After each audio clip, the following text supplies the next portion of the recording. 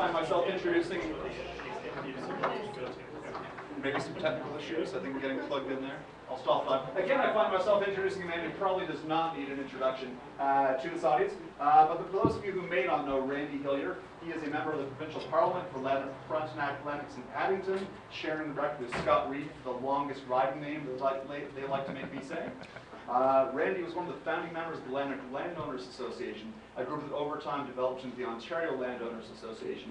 Randy was the first president of the OLA and promoted the need for private property rights across the province by rallies and demonstrations. Randy ran for leader of the Ontario PC Party in 2009 and had my vote, I will say, as I was a member of the party at that time, and is currently the party's critic for Labour.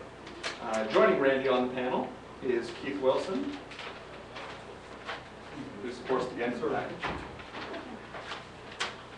package. Keith Wilson is an Alberta lawyer who led a grassroots revolt against new provincial laws that attack property rights. Mr. Wilson mobilized tens of thousands of Albertans to take up the cause of support property rights, and he's produced viral videos on YouTube, a landowner talk radio program, and a provincial property rights sign campaign. In addition to being policy chair of the Alberta Landowners Council, Mr. Wilson's legal practice includes representing landowners, agricultural industries, and developers on property issues before Alberta courts and regulatory tribunals. In 2011, Alberta Venture magazine named Mr. Wilson one of Alberta's 50 most influential people for his efforts to lead property rights. So those are our two panelists, and if I get a thumbs up from our audio people to let us know that they are all set. I think we are. We're good to go. I will let Randy and Keith take it away. Thanks very much, guys.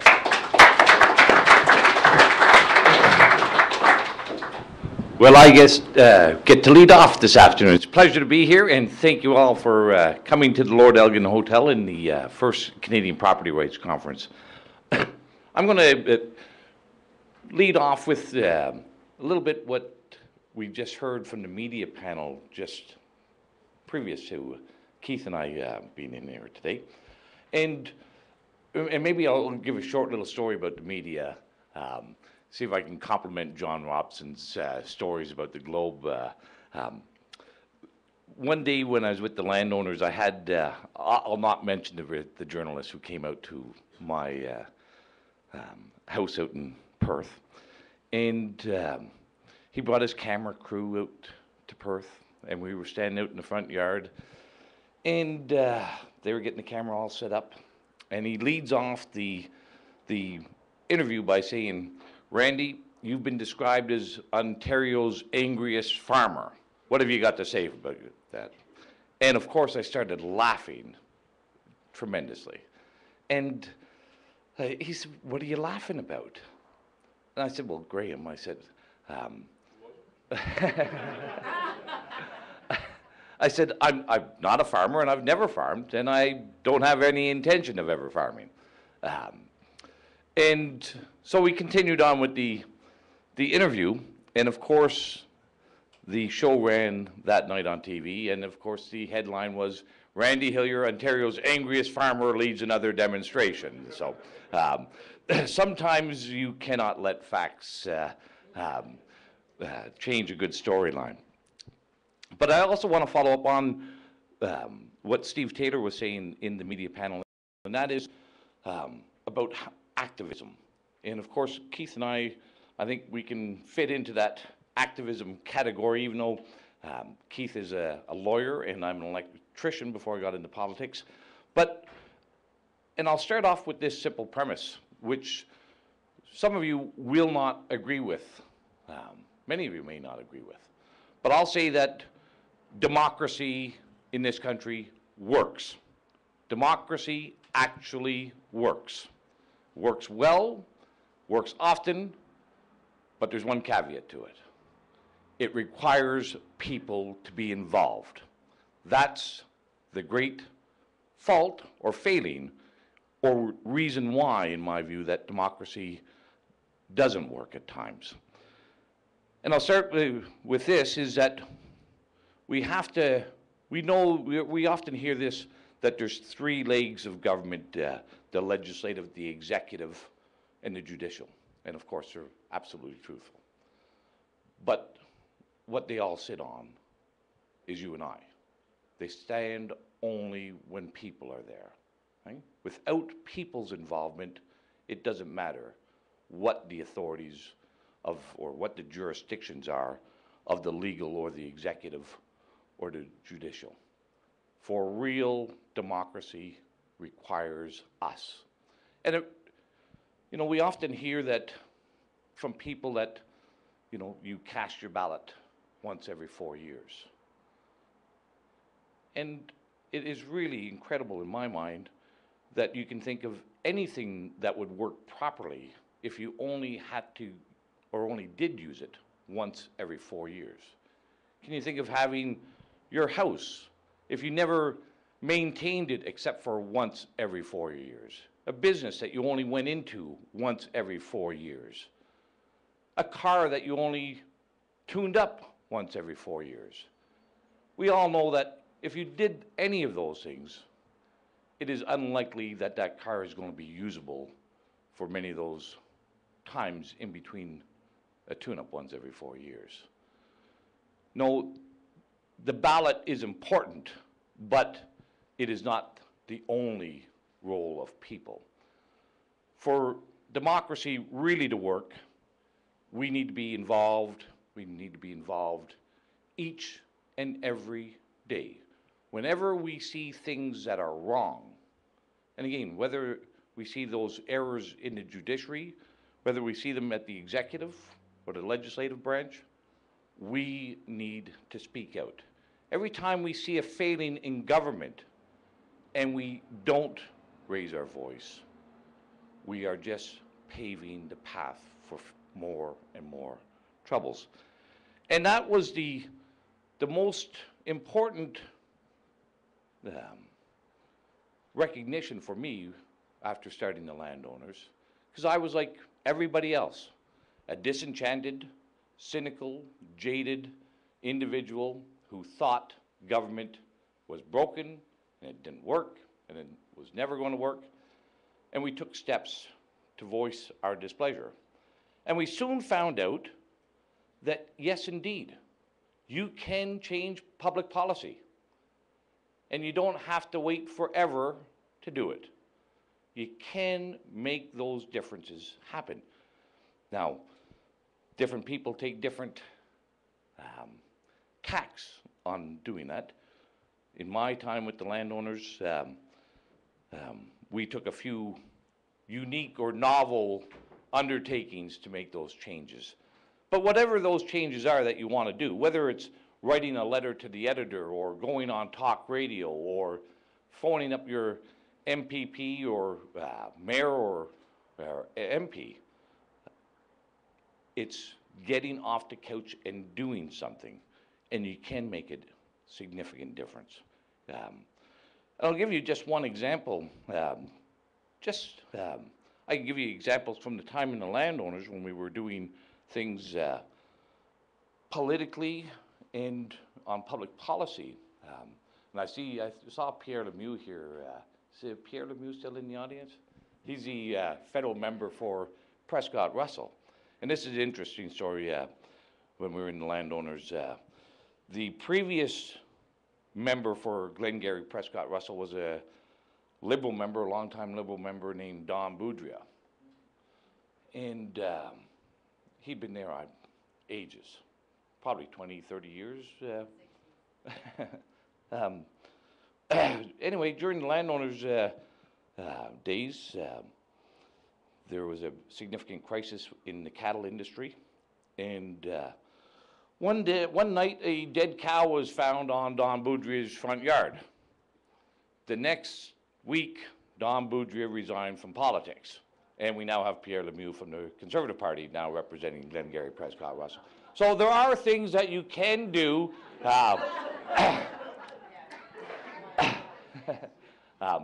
But even just this past week in the township where I live, there was a proposed bylaw that would ban the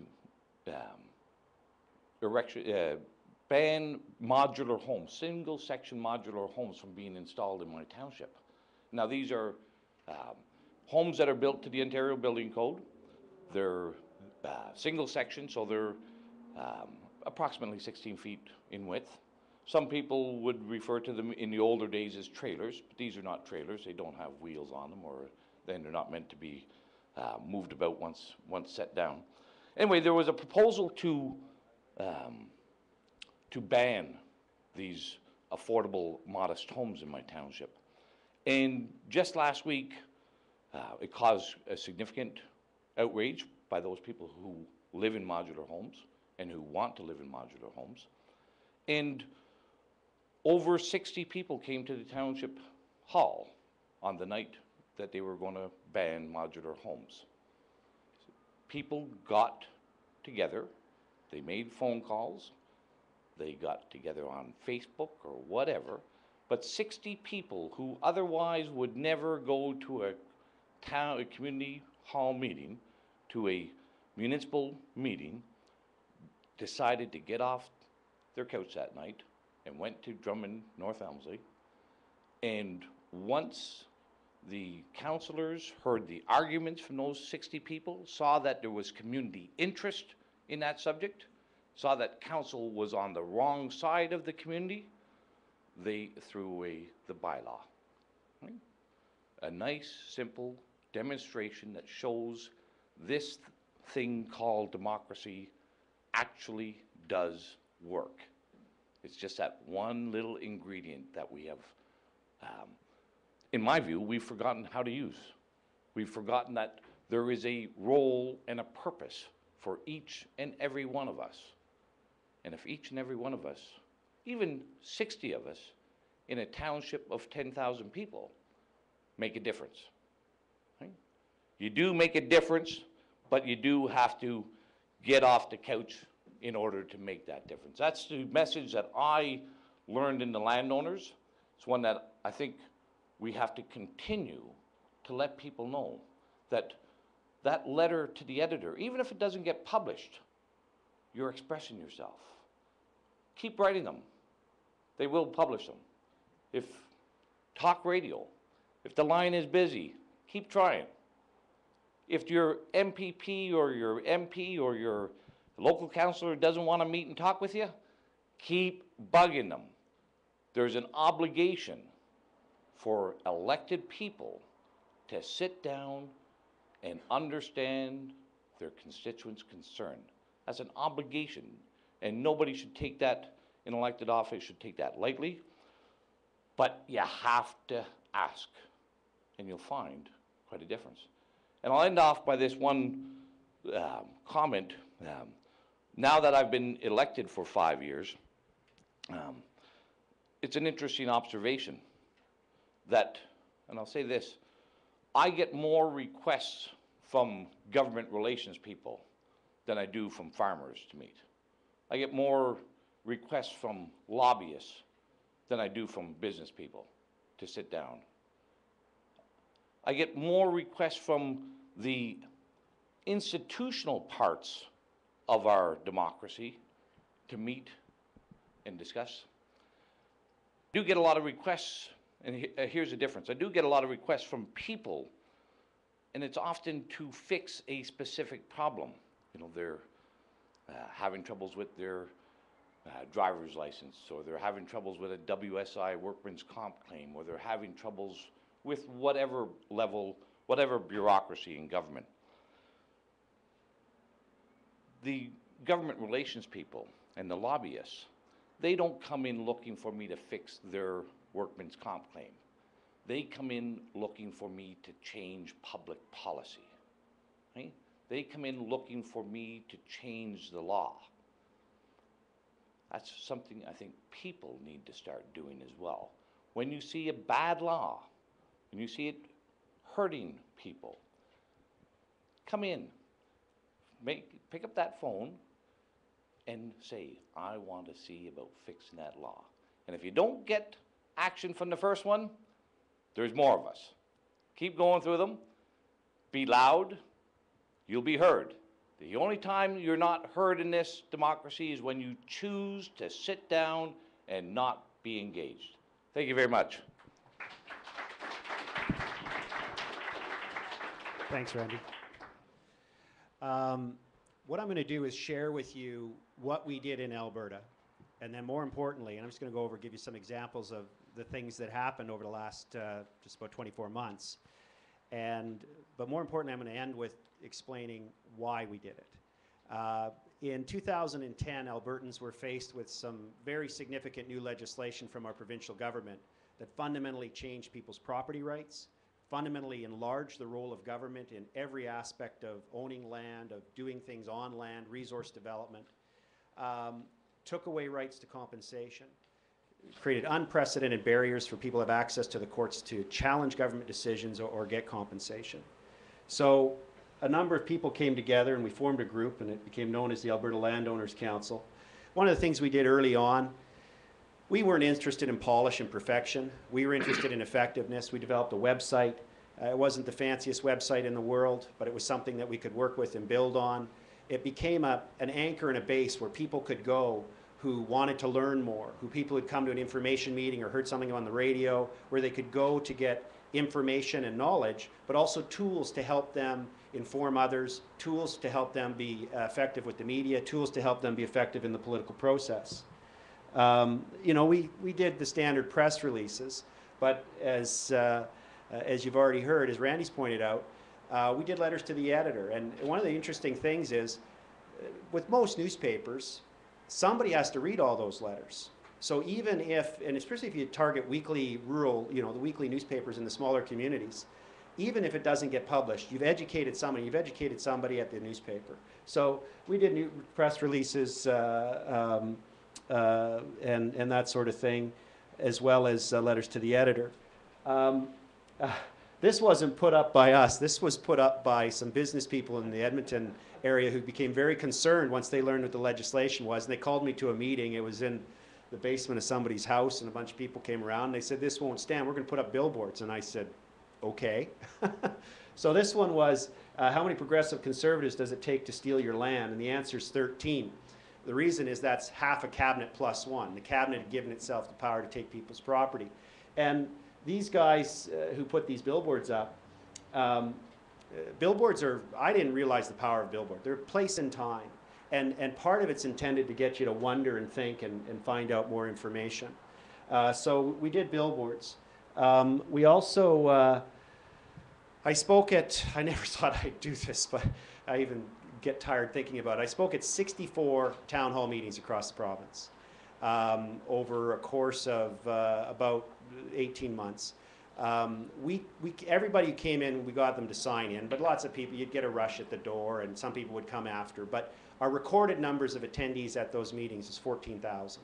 So we probably had better than 15,000 people come out to those meetings. The reason some of the circles are larger is because that's areas we hit multiple times. So Medicine Hat's the bottom right there, for those of you who can see it. We were there, I think I was there 3 times, maybe more. But that gives you a sense of the geography that we covered in the course of that time. And part of the reason we did it was, or how we did it, firstly, was we did a very simple notice that we put in the newspaper. Very simple.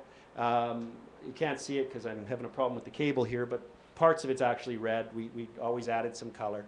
But we also distributed a handout like that to people on the ground. And we got them to go and put it up at the bulletin board at the supermarket, at the community board, at the super mailbox, at the auction market, wherever, to email it to their friends. Just create tools to make it easy for people to know that something's happening, get them out to a meeting. We used the computer dialing system where we dial into the communities.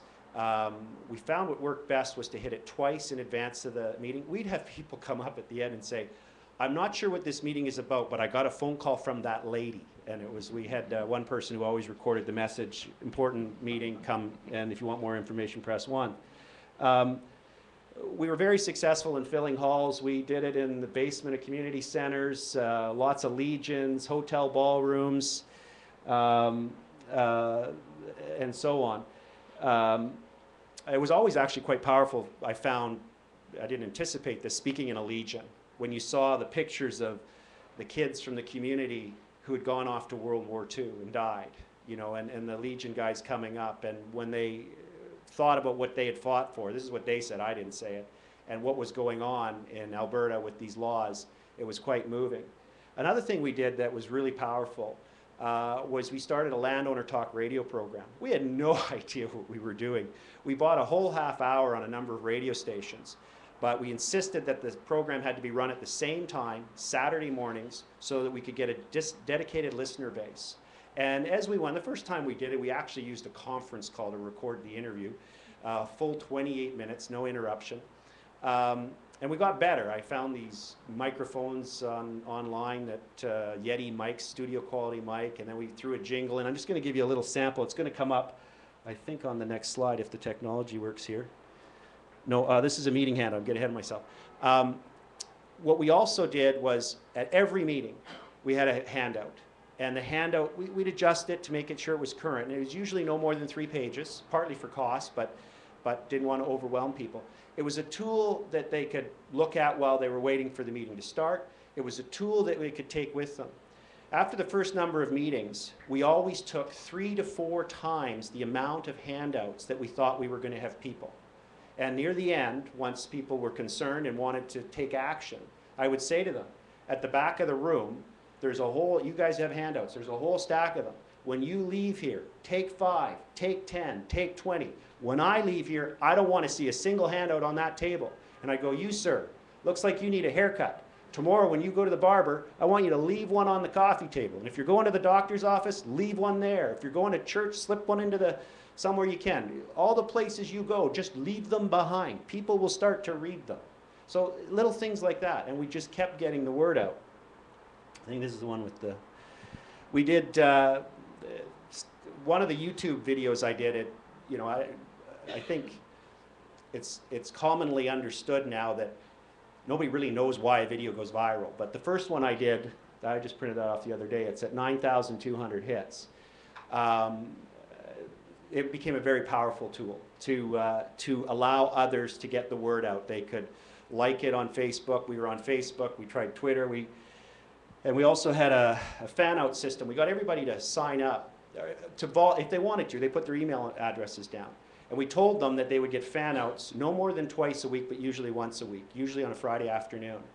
And what we also did was I divided each part of the province up into a region. I gave them a company name, like a military thing. So we could target certain areas of the province with different types of messages if we needed to, if the government was doing something in response to us.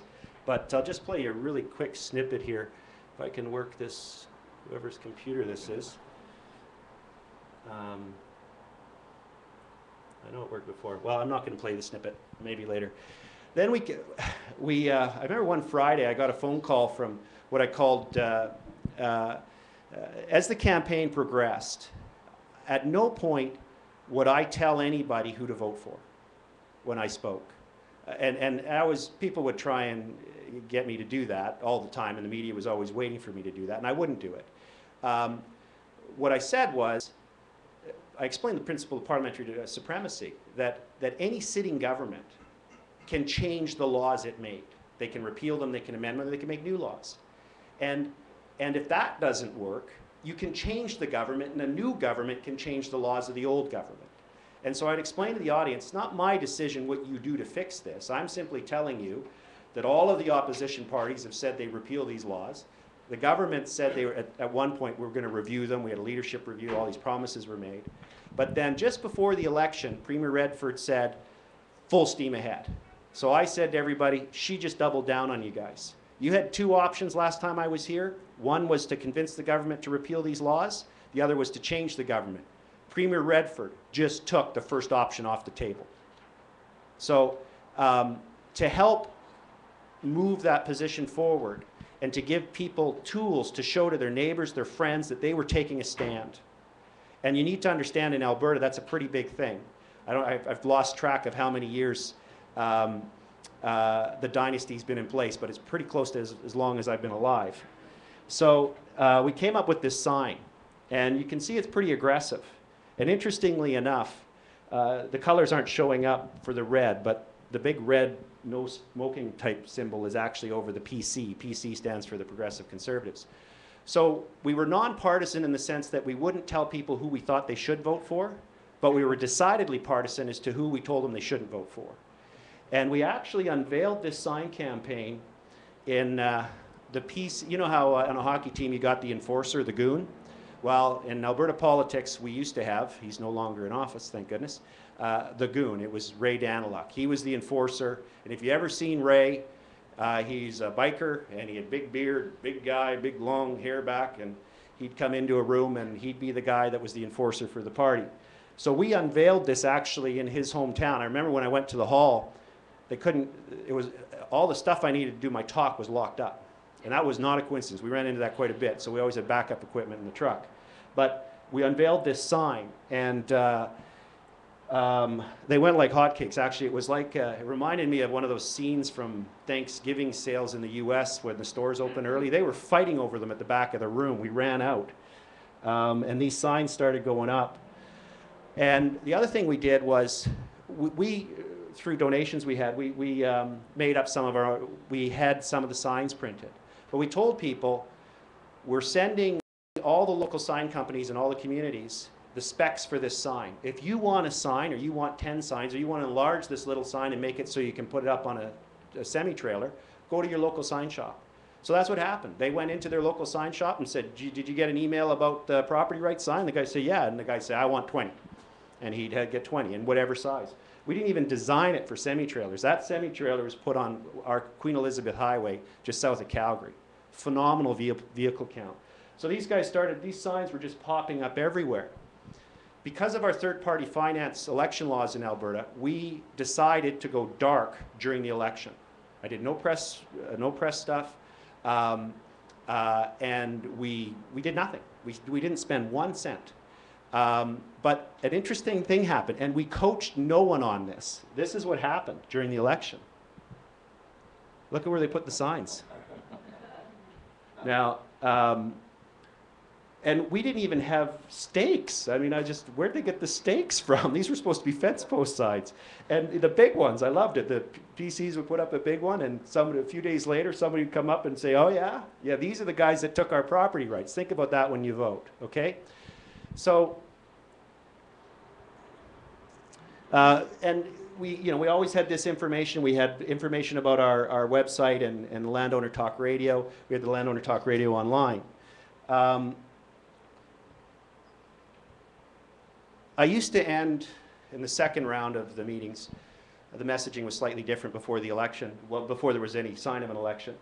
But I used to close the meetings by reading this quote, and I'll read it to you. People often say that in a democracy, decisions are made by a majority of the people. Of course, that's not true. Decisions are made by a majority of those who make themselves heard and who vote, a very different thing. And this one, bad officials are elected by good citizens who do not vote. Our message was, and our methodology was, to help people understand what was happening, why it was important, and to give them the tools to be effective within the political process. What they did with those tools and how they voted was their decision, not ours. And now I want to go to the other part. Why did we do this? We did it because it was our viewpoint that, and interestingly enough, in the first several town hall meetings I did, I barely even talked about property rights. There were some meetings I never even used the word once. Instead, our focus was on helping people understand how these laws could adversely affect them or will adversely affect them. And then people started going, this is all bad, and then they started going, wow, what's really happening here is this is an assault on our property rights. And we go, hey, good point. Right? What I'm getting at is, we didn't tell them property rights is important. We told them what was happening, and it caused them to realize that property rights are important. And until we reach a point where policymakers, lawmakers, and judges, and Canadians, I was about to say Albertans, understand that, I think constitutional amendments are important, particularly a provincial-based one, because of the ease of doing it, relatively speaking.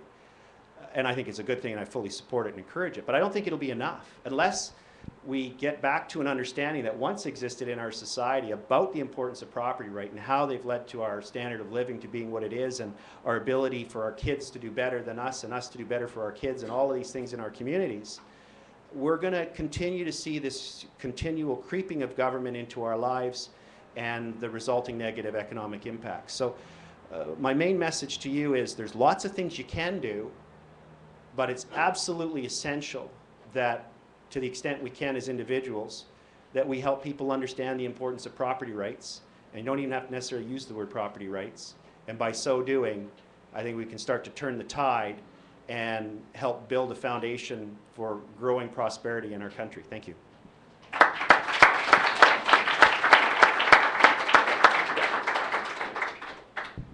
think we're open for questions, comments.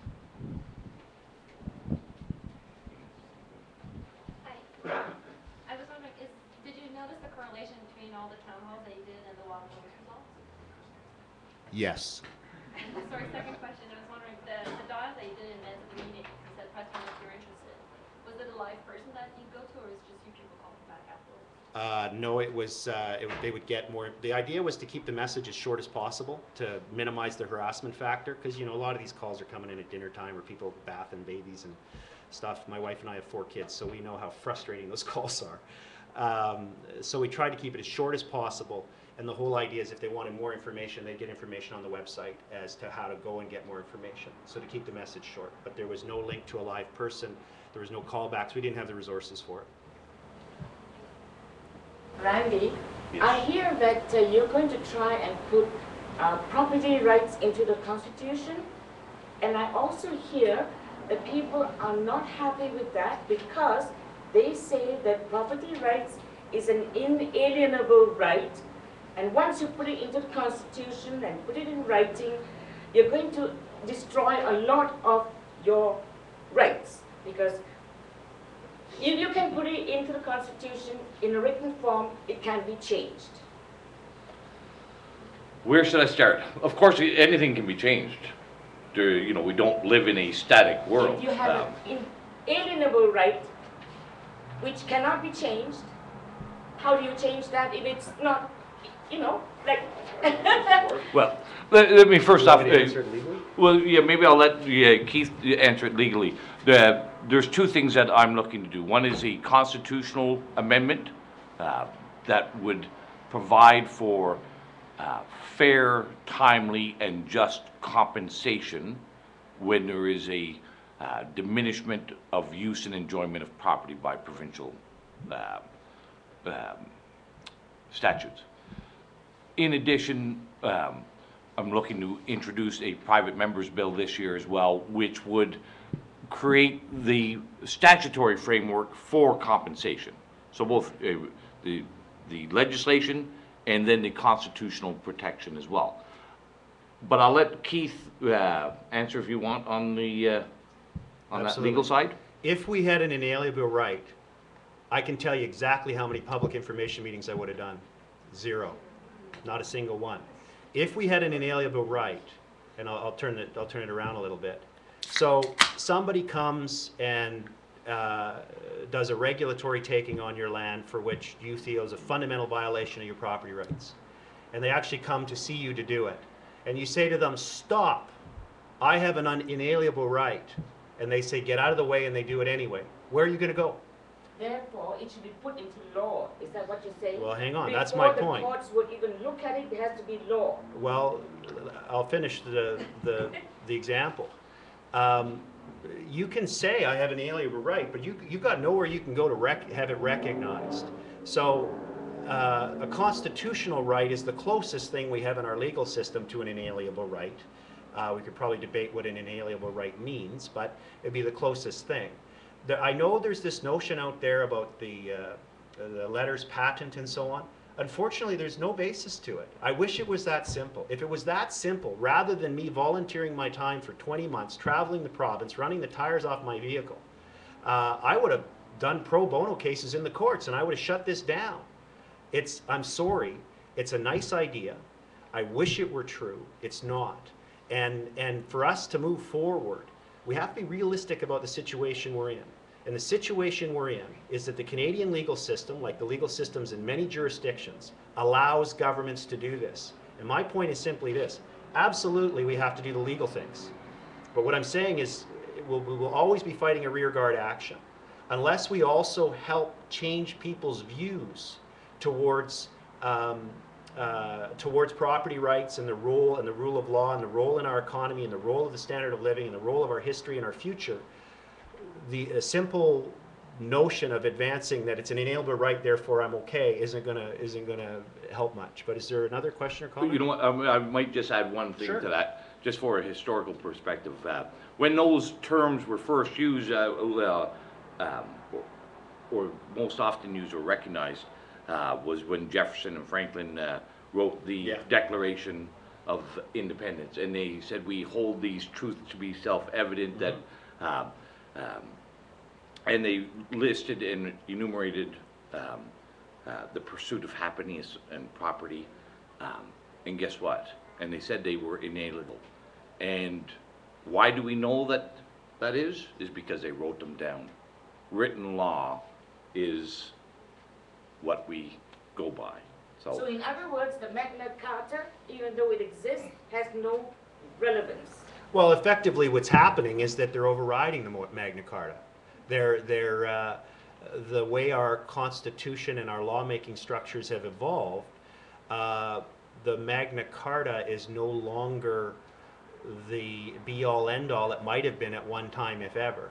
So it's just, I wish it was that simple. It's not. Yes, sir. Just curious, do you know, has anybody ever gone into a court, a lawyer, and said, well, it says this in Magna Carta? Sure. Recently, and what happened to them? They lost. Yeah. So actually try this. Yes. We saw that one just recently as well. Where is that? Where they used the UK Bill of Rights from the Glorious Revolution. That this was their argument, was the Glorious Revolution provided us with the right to bear arms. This was on a firearms, and that went to the Court of Appeal, and they struck it down as well. The Bill of Rights from 1689 is not quite so highly regarded today as was in 1689. Another question or comment? Slightly different topic. Sure. Mr. Wilson, you mentioned about turning the tide, and I'm directing this actually more at Randy here. It seems that regulations are added all the time, and they just add them. More and more and more, and Randy, you have your pocketbook, that thick book. Is it realistic? This is sort of a direction that, I really make the changes we want to see change. Is it realistic to start seeing that come down, or once those laws are in there, are we stuck with them? Well, I would say that it's always easier to prevent a new law from coming in than getting rid of an existing one. And that's what my fundamental belief is on property rights and the requirement to compensate for government actions, is what that would do. It would provide a check on the appetite of government. If government had to provide compensation and had to go back to taxpayers to raise their taxes for their schemes, then there would be an inherently less of an appetite for new regulations. I believe that a strong property rights compensation package is our only real effective means to check the growth of government. Anybody who wants to see a more limited role of government, we need property rights.